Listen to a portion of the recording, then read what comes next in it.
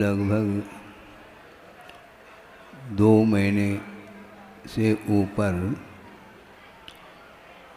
जबलपुर में आप लोगों को देशना सुनने के लिए अवसर मिल रहा है और सब लोगों की भावना, प्रार्थना, निवेदन को सुनते हुए कॉलोनी के लिए भी बात आई थी। तो आज हनुमान ताल को समय दिया जा रहा है।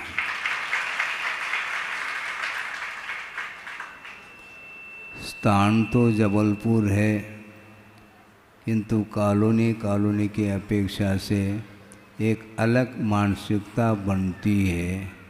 इसलिए हमने सोचा यदि मान लो कॉलोनी यदि जाते हैं तो इतने मात्र से यदि संतुष्टि होती है तो हमें कोई आपत्ति थोड़ी। रहना तो है, कहीं भी रहें, धर्म ध्यान करना है और आप लोगों के निमित्त से धर्म ध्यान अपना भी हो रहा है। इसलिए यहाँ पर आना हुआ। इसी प्रकार और भी कॉलोनी हैं, उनके लिए भी यथोचित समय मिल सकता है। मिले ये भाव तो आप लोगों का है। अब आपके सामने मैं ये विषय देना चाहता हूँ कि मन की जो मलिनता है, मन की जो कलुषता है, उसको धोना है। क्योंकि मन में मलिनता या कलुषता आती है, वह पाप में परिणामों के द्वारा ही मन दूषित होता चला जाता है। इसलिए उस मलिन मन को धोने के लिए प्रभु की अथवा गुरु की आराधना की जाती है। बिना आलंबन लिए वह कलुषित भाव, पापमय भाव व प्रक्षालन उनका संभव नहीं है। इसलिए प्रभु की आराधना आप लोग भी कर रहे हैं और मैं भी प्रभु की आराधना, गुरु की आराधना करने में ही रत हूँ। क्योंकि अतीत की ओर दृष्टि जाती है तो अज्ञान दशा में न जाने कितने काल से पाप करता आया है, जिसके माध्यम से वह आत्मतत्व मोह से प्रभावित हो करके संक्लेश का अनुभव कर रहा है। उस संक्लेश को दूर करने के लिए, दुख से अपने आप को ऊपर उठाने के लिए ही एकमात्र आलम्बन लिया जाता है। प्रभु की आराधना आप करते हैं, पूजन अर्चन आदि कर लेते हैं, अभिषेक आदि जो शुभ अनुष्ठान आप लोग करते हैं, इस अनुष्ठान के द्वारा भगवान को कुछ मिल रहा है क्या? भगवान की पूजा करने से भगवान पूज्य हो गए हों, ऐसा तो है नहीं। भगवान की वंदना करने से उनमें भगवत पद की उपलब्धि हो आपके द्वारा, ऐसा नहीं। उनकी आराधना करने से उनमें कोई भी परिवर्तन नहीं आने वाला, क्योंकि प्रभु पूज्य बने हैं, 3 लोक के द्वारा पूजनीय हो गए हैं। उनमें जो पूज्यता जो आई है, वह पूजक की पूजा से नहीं आई।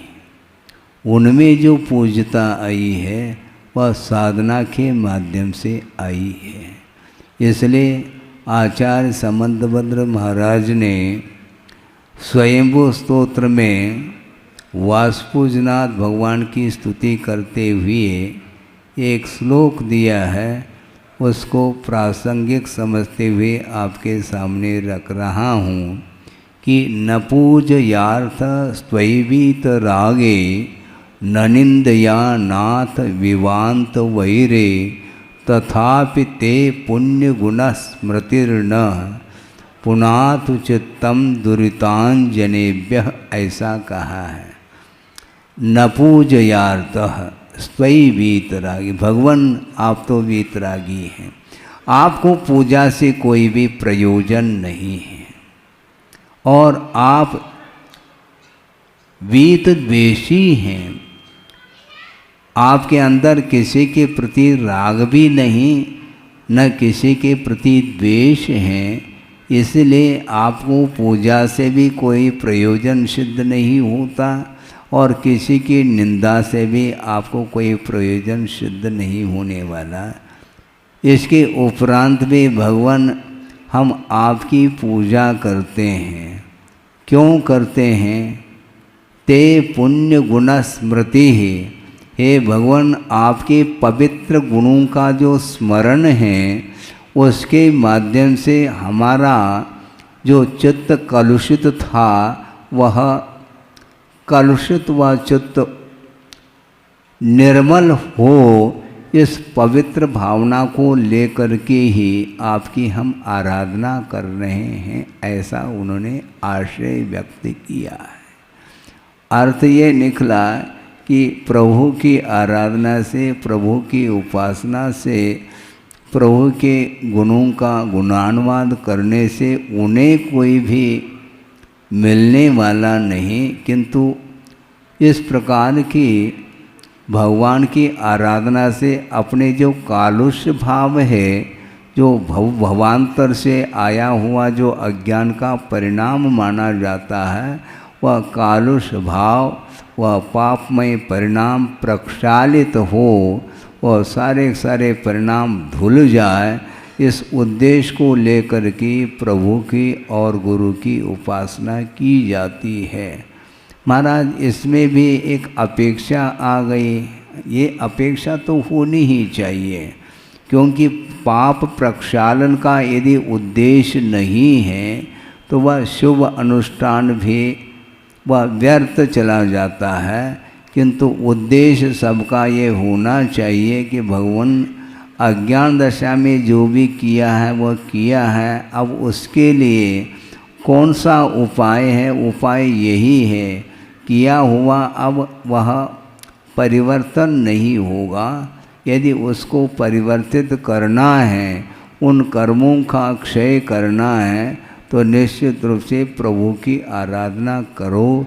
पंच परमेष्टि की आराधना के माध्यम से अपने अर्जित जो पाप कर्म हैं वो सारे सारे उपशमित हो सकते हैं अथवा क्षय को प्राप्त हो सकते हैं, ऐसा आचार्य समतभद्र स्वामी का कहना है। तो निरंतर आप लोग भी प्रभु की आराधना करने के लिए एकत्रित होते हैं और देव शास्त्र गुरु की आराधना करते हुए अपने परिणामों को पवित्र बनाने का पुरुषार्थ करते हैं। प्रश्न ये उठता है कि ये जितने भी विशुद्धतम परिणाम उत्पन्न हो रहे हैं प्रभु के आश्रय से, आलम्बन से, वो सारे सारे निर्मल उज्जवल परिणाम कितने काल के लिए वो टिक सकते हैं? पुरुषार्थ तो आपने बहुत किया है, परिणामों में निर्मलता आ रही है, आई है, किंतु उसमें स्थायित्व के लिए क्या किया जाए? महाराज हम यही तो कहना चाह रहे हैं कि आप चातुर्मास कर लो तो हमारे परिणाम, मतलब हमारी बात को ही आपने लौटाया है। भाव अच्छे हैं आपके, किंतु परिणामों में निर्मलता जो आई है वह कुछ क्षण के लिए नहीं होना चाहिए, उसमें स्थायित्व होना चाहिए। और उसके लिए स्थायित्व उन परिणामों को, विशुद्धतम परिणामों को बरकरार बनाए रखने के लिए निरंतर उसी प्रकार का अनुष्ठान, उसी प्रकार की आराधना निरंतर करने की आवश्यकता है। निरंतर न भी करो तो कुछ तो परसेंटेज में आपको करना होगा, उसके माध्यम से ही उन्नति हो सकती है। क्योंकि अनादिकालीन जो मोहजन्य संस्कार हैं उनको समाप्त करने के लिए 2-5 मिनट के लिए हम कर दें तो संभव नहीं है। उनको निरंतर करने की आवश्यकता इसलिए है क्योंकि कुछ समय के लिए कर लिया फिर छोड़ दिया तो निश्चित रूप से अपना जो मन है वह पुनः उन्हीं पदार्थों के संपर्क में आकर के कलुषित होता चला जाता है। ये पुनरावृत्ति निरंतर होती रहती है। इस पुनरावृत्ति को रोकने के लिए ही निरंतर धर्म ध्यान करने की आवश्यकता है। अकेले भी कर सकते हैं और सामूहिक रूप से भी उस प्रकार का वातावरण निर्मित किया जा सकता है, विशेष आयोजना आदि के माध्यम से, जैसे पंच कल्याणक है और विधान इत्यादि के माध्यम से उस माहौल को तैयार किया जा सकता है और सामूहिक पुण्य का अर्जन करने का अवसर प्राप्त हो सकता है। कभी कभी सामूहिक पाप कर्म का उदय आता है तो एक ने पाप किया है सबको भोगना पड़ता है, तो आप कह सकते हैं कि महाराज एक ने पाप का अर्जन किया और दूसरे को क्यों फल मिल रहा है। उसने वर्तमान में भले ही पाप का अर्जन नहीं किया हो किंतु अतीत में जो किया है उसका निश्चित रूप से भिन्न भिन्न निमित्तों को लेकर के फल मिला करता है। जैसे अभी 2-3 दिन पहले जो घटना सुनने को मिली, अहमदाबाद में गुजरात में एक प्लेन क्रैश हो गया। उसके होने से कितनी संख्या में 200, 250, 300 के आसपास जनता अवसान को प्राप्त हो गई। ये क्यों हुआ? ये किसका परिणाम है? ये संयोग का परिणाम माना जाता है। और संयोग जो होता है वह विषयों के साथ अपना संबंध जब जुड़ जाता है उसके माध्यम से ही वह अशुभ कर्म का, पाप कर्म का अर्जन करता है। क्योंकि दूसरे जीवों के प्रति दया, अनुकंपा, करुणा का भाव यदि हमारे अंदर रहते हैं तो निश्चित रूप से इस प्रकार के संयोग प्राप्त नहीं होते हैं। लगता है हमने कुछ नहीं किया है, कुछ नहीं किया है तो वह कर्म का फल मिल क्यों रहा है? कर्म का जो फल मिल रहा है इससे स्पष्ट है आपके ही द्वारा भवांतर में भी किस व्यक्ति के साथ किस रूप में क्या कृत्य किया है, वह सारा सारा अर्जित जो कर्म है वह समय पा करके उदय में आ जाता है तो फल भोगना पड़ता है। इसलिए इस प्रकार के संयोगों से अपने को दूर रहना चाहिए, ऐसा उपदेश दिया जा सकता और दे रहे हैं। लेकिन वस्तुतः इस प्रकार की घटना घटती चली जा रही है, इसके बाद भी किसी के अंदर परिणाम है कि उन संयोगों से हमें दूर रहना है। एक्सीडेंट हो जाते हैं, अवसान को प्राप्त होने वाले हो रहे हैं, इसके बाद भी इस प्रकार की घटना को देखते हुए भी, सुनते हुए भी उस प्रकार के साधनों से हम लोग दूर नहीं रहते हैं। पूरे भारत में हम ये पूछना चाहते हैं एक्सीडेंट के माध्यम से कितने जीवों का अवसान होता होगा? हजारों की संख्या में। इसके बाद भी जो वाहन आदिक हैं उनके खरीदने वालों की संख्या कम नहीं है। कार खरीदने के लिए चले जाते हैं, इधर घटनाएं सुन रहे हैं, पढ़ रहे हैं, पेपर न्यूज़ सब। इसके बाद भी उसका असर, उसका प्रभाव अपने ऊपर नहीं पड़ता। क्यों नहीं पड़ता? उसका कर्म का योग था, इसलिए ऐसा हुआ है। अब तुम्हारा योग कब आएगा कौन देख सकता है, किसको वह ज्ञान का विषय बन सकता है।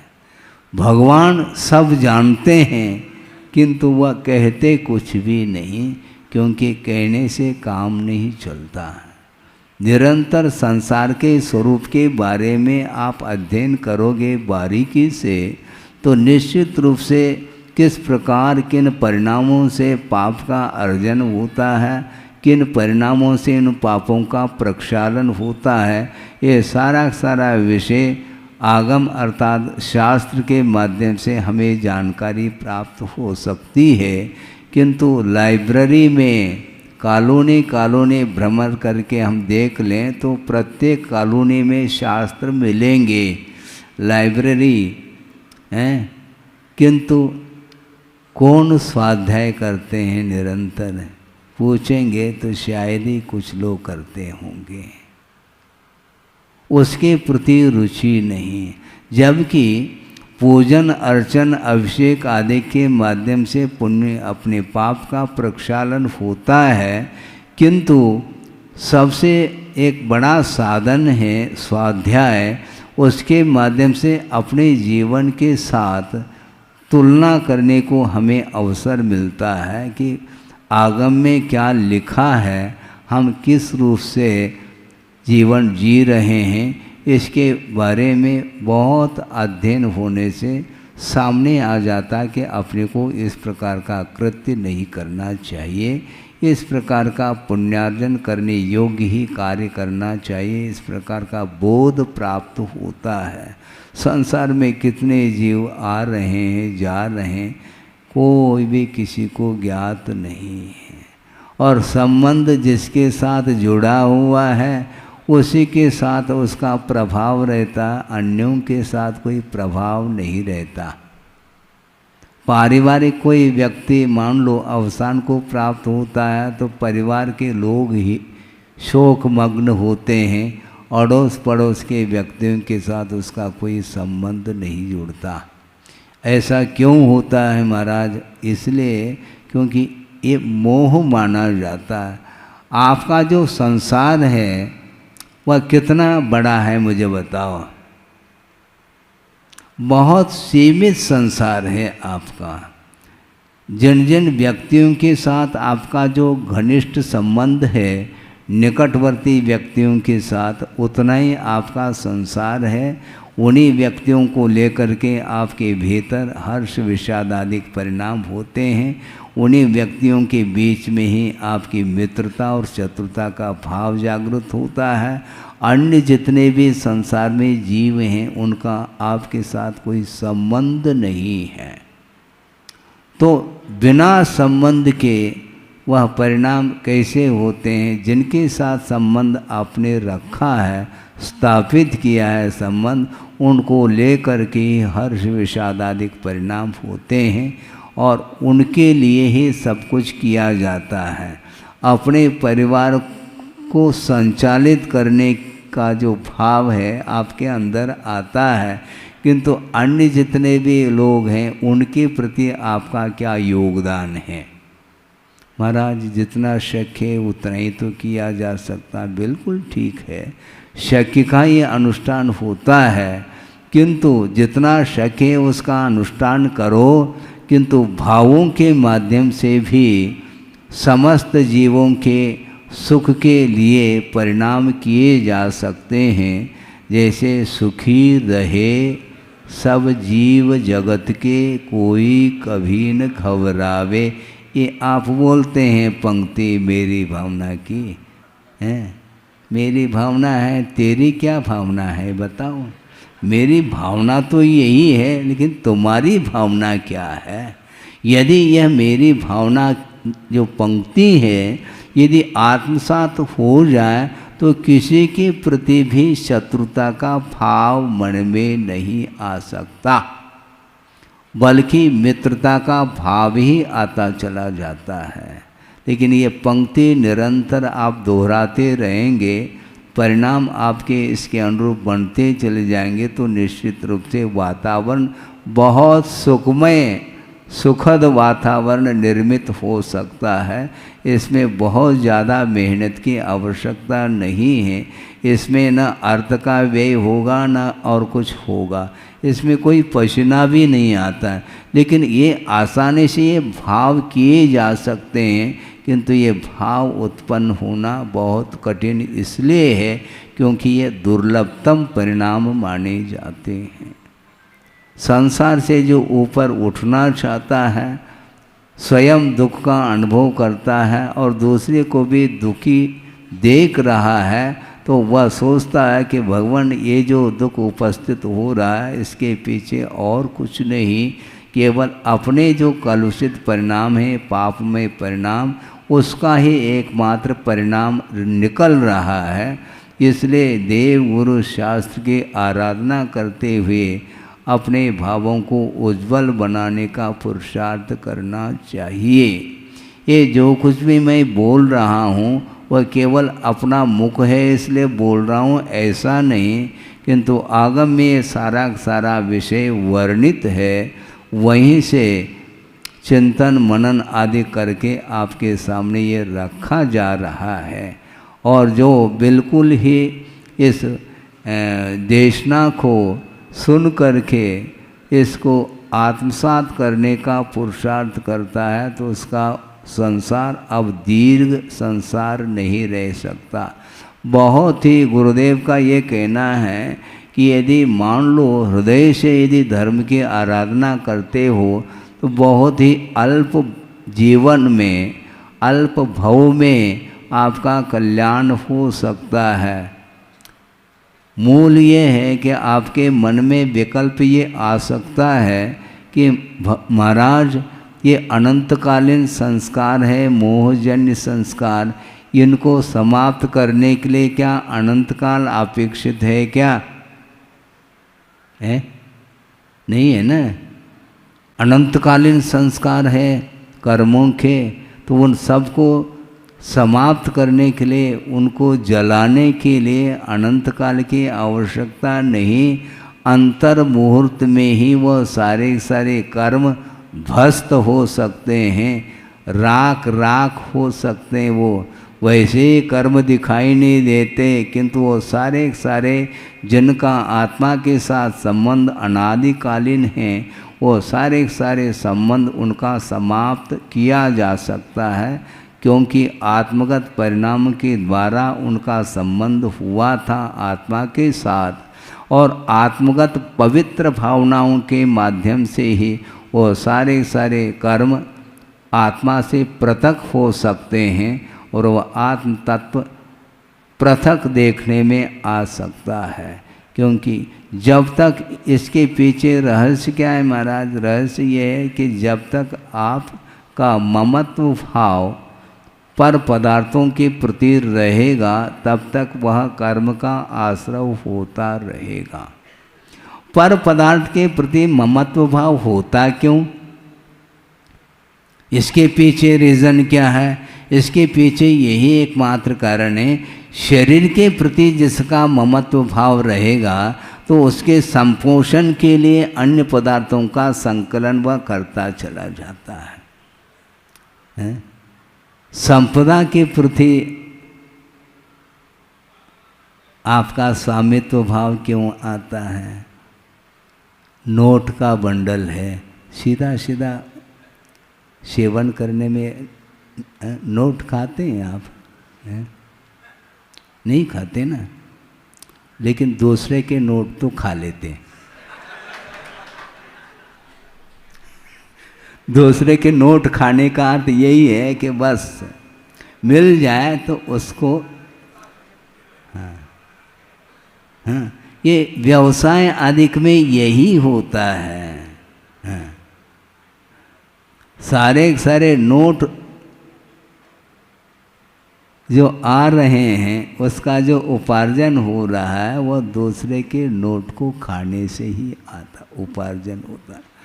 नीति न्याय के अनुरूप वित्त का अर्जन बहुत कम लोग कर पाते हैं, किंतु प्राय करके अनीति का सहारा लेकर के संसारी प्राणी अपने जीवन यापन करने के लिए अनावश्यक संपदा का भी संकलन करता चला जाता है।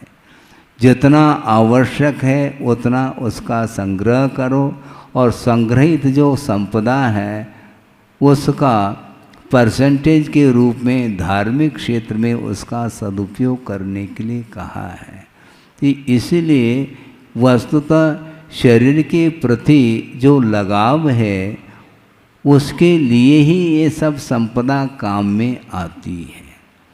और शरीर के प्रति जिसका कोई मोह ममत्व भाव नहीं है तो उन पर पदार्थों के प्रति उसका कोई भी स्वामित्व भाव एक क्षण के लिए भी रह नहीं सकता। तो ऐसा ही किस जीवन में संभव है महाराज? जो श्रमण होते हैं उन्हीं के जीवन में ये संभव है।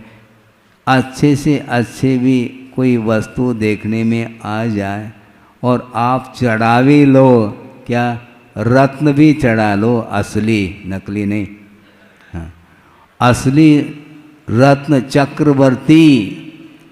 एक प्रसंग हमें याद आ गया, फोटो देखा था बंडा में, वो बहुत बड़ा एक फोटो है और कैलाश पर्वत पर वृषभनाथ भगवान ध्यान में लीन हैं और उनके चरणों में चक्रवर्ती पहुंचा है और मुकुट पहना हुआ है और घुटने टेक करके वह रत्न चढ़ा रहा है।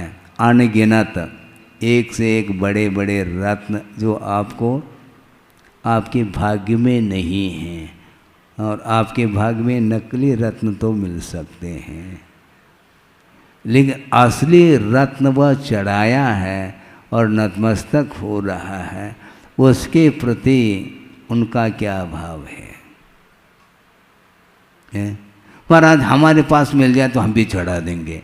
देखो कहना अलग वस्तु, चढ़ाने का जो भाव है वह निश्चित रूप से उस वस्तु के प्रति परसेंटेज के रूप में तो कम से कम राग भाव समाप्त हो जाता है, स्वामित्व भाव समाप्त हो जाता है, तब वह चढ़ाने का भाव रखता है। तो उसी प्रकार ये जितने भी धार्मिक जो क्रियाएं हैं ये सारे सारे आत्मोन्नति के लिए ही, आत्मोत्थान के लिए ही कारण हैं। इसलिए यथाशक्ति आप लोगों को करना चाहिए ये कहा जा रहा है। इसलिए मैंने शुरुआत में ही बात रखी थी कि भगवान की आराधना आप करते हैं, भगवान की पूजा आप करते हैं, किंतु आपकी पूजा से, आपकी आराधना से भगवान आराध्य नहीं हुए। भगवान जो पूज्य बने हैं वे अपने साधना के बल पर बने हैं। उन्होंने साधना रत्नत्रय की साधना की है और कितने भव तक करते आए किसी को भी ज्ञात नहीं। फिर बाद में जा कर के उस रत्नत्रय की आराधना का एक परिपाक है, तीर्थंकर पद को लेकर के धर्म प्रभावना करने के लिए वो विहार करते रहते हैं। यत्र तत्र विदेह क्षेत्र आदि में देखेंगे वहाँ पर एक ने दो ने कम से कम 20 तीर्थंकर विद्यमान होते हैं। वह तीर्थंकर पद किसी के द्वारा प्राप्त नहीं हुआ है, अपने उज्ज्वल परिणामों के माध्यम से ही इस प्रकार का कर्म का अर्जन, साथ से पुण्य का अर्जन वो कर लेते हैं। किंतु इसके पीछे कोई इरादा है, कोई टारगेट बना लिया हो, मैं तीर्थंकर बनने के लिए कर रहा हूँ, ऐसा नहीं। निरपेक्ष भाव के साथ रत्नत्रय की आराधना की जाती है, उसके माध्यम से वह पुण्य संचित हो जाता है। वह इतना पुण्य संचित हो जाता है कि वह कभी भी समाप्त नहीं होता। पुण्य का उपभोग करने के उपरांत भी वह पुण्य क्षीण नहीं होता।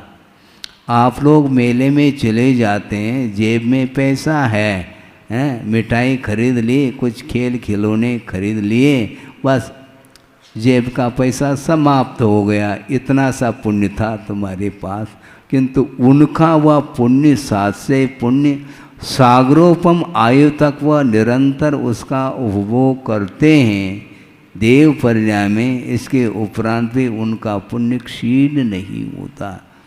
अहमिंद्र आदि पद को प्राप्त कर लेते हैं, सामान्य देवों के अपेक्षा से उनका पुण्य बहुत उत्कृष्ट माना जाता है।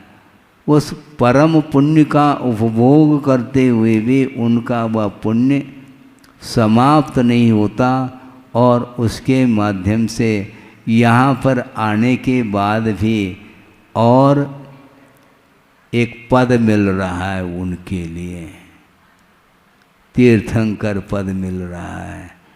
यहाँ पर चक्रवर्ती पद मिला था, फिर उसको छोड़ करके रत्नत्रय की आराधना कर ली, उसके माध्यम से इंद्रादिक पद मिल गए, उसका वैभव उनको मिला और उसका उपभोग करने के बाद यहाँ पर पुनः एक और पवित्रतम पद मिल गया उनको। दुनिया में ऐसा कोई भी पद उसकी तुलना में नहीं है। सौधर्म इंद्र आदि भी विस्मित हो जाते हैं उस पद को देख करके, समोचरण में आकर के वह आश्चर्यचकित होते हैं, विस्मित होते हैं।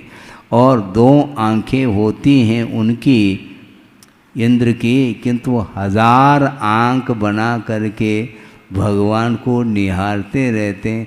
ऐसा कौन सा उनके अंदर चुंबकीय वस्तु होगी जो आकर्षण का केंद्र बन रहा है। सारे सारे देव देवांगनाएं अपने आप को भूल करके नृत्य गान आदि करने के लिए खड़े हो रहे हैं। इसके बावजूद भी भगवान की दृष्टि उस ओर नहीं जाती है? और हमारे लिए कोई चमकीली वस्तु देखने में आ जाए तो आंख फाड़ फाड़ करके देखते हैं अपन, हैं? जैसे कहीं नहीं मिला हो। एक चौवन भी, यदि चौवन भी मिल जाए तो बस उठाने का भाव मन में आ जाता है। भले नहीं उठाएं क्योंकि लोग देख रहे हैं इसलिए नहीं उठाते हैं, कोई लोग नहीं हो तो उठा लेते हैं, क्योंकि कोई क्या कहेगा एक और दिमाग में, कोई नहीं है तो बस चल जाएगा, कोई देख ले तो अरे ये इतने बड़े सेठ हैं, इसके उपरांत भी एक नोट के लिए वो झुक रहे हैं, लोग क्या कहेंगे। इसलिए सभ्यता है? सभ्यता का अर्थ क्या? सभा में बैठने की योग्यता जिसके अंदर वह सभ्य माना जाता है। इसलिए इस प्रकार का वह सामूहिक व्यक्ति के बीच में ऐसा कार्य नहीं करता, किंतु अकेला है तो ठीक है, अच्छे आराम से लेकर के अपने जेब में डाल देता है। तो ये सोचो, विचार करो, छोटे छोटे चीज़ों को लेकर के भी हम प्रभावित होते चले जा रहे हैं और प्रभु किसी से प्रभावित नहीं होते। दृष्टि नासा पे धरे, वो किसी की ओर वो नहीं देख रहे हैं। विश्व दिखाई दे रहा है, इसके उपरांत भी विश्व के ओर उनकी दृष्टि नहीं है। केवल ज्ञान के माध्यम से पूरा का पूरा विश्व ही जानने में आ रहा है, जानने का विकल्प नहीं। और आनंद किस में आ रहा है महाराज? फिर भगवान को निजानंद रसलीन, हम बाहर रस ले रहे हैं। रस आता है, नोट का बंडल हाथ में आ गया तो मुंह में पानी आ जाता है। जैसे इमली के नाम सुनते ही, नींबू के नाम सुनते ही मुख में पानी आता है, बताते हैं। उसी प्रकार यदि बंडल हाथ में आ गया फिर देख लो, है नींद समाप्त। सारा सारा श्रम जो दिन भर जो एक्सर्शन हुआ है वह बिल्कुल 1 मिनट में समाप्त होता है जब गिनते रहते हैं उस समय। इसको बोलते हैं आकर्षण पर वस्तु के प्रति। किंतु भगवान का कोई भी पर वस्तु के प्रति आकर्षण नहीं, एकमात्र अनंत चतुष्टय के साथ उनका संबंध जुड़ा हुआ है। बाहरी वस्तुओं से उनका कोई भी संबंध नहीं, कोई लेन देन नहीं, और अनंत काल के लिए वह स्वतंत्रता का अनुभव कर रहे हैं। इस शरीर से अपने आत्म तत्व को उन्होंने पृथक कर लिया, किंतु पृथक करने के लिए जो पुरुषार्थ किया है वह हर व्यक्ति के लिए संभव नहीं है। वो ऐसा पुरुषार्थ है कि शरीर को पड़ोसी बना लिया। काष्ठवत् त्यक्त देहा कहा, लकड़ी के समान इस शरीर को समझ करके वह साधना में लीन हो जाते हैं। भयानक उपसर्ग भी आ जाए तो भी उस ओर कोई दृष्टि नहीं, वहाँ से अन्यत्र जाने का कोई भाव नहीं। इसको बोलते हैं साधना। उस प्रकार की साधना वर्तमान में श्रवण नहीं कर सकते, इसलिए वो कहाँ रहते हैं फिर? आप लोगों के बीच में हैं। वन में जा कर के रहने की क्षमता उनके अंदर नहीं है, इसलिए गांव गांव, शहर शहर, कॉलोनी कॉलोनी, यही ठीक है। क्योंकि आप अकेले सुख का अनुभव करना चाहते हैं, हमें भी तो सुखी बनाओ, ये ध्यान रखो। श्रमण वन में भी रहेगा तो तुम्हें सुखी बना सकता है, ये ध्यान रखो, क्योंकि भावों की बात है। सुखी रहे सब जीव जगत के। तो सब जगह गए हैं क्या वो श्रवण?